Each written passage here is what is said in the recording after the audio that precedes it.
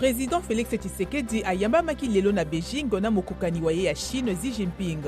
Bakonzi ba ekolo Congo démocratique na ya Chine balobi bikolo bibale bezali kokolisa boyokani na bango na mayematali makele mpe makambo masusu mamutuya pona bolamu ya ngambo ibale.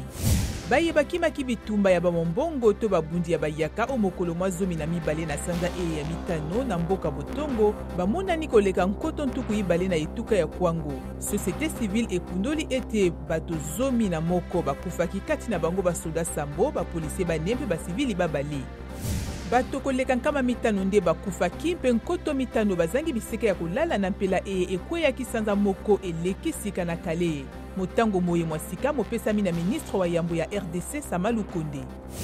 Sénateur Matata Ponyo apekisami kosala meeting lelo na Kenge epai balandi baye basanganaki.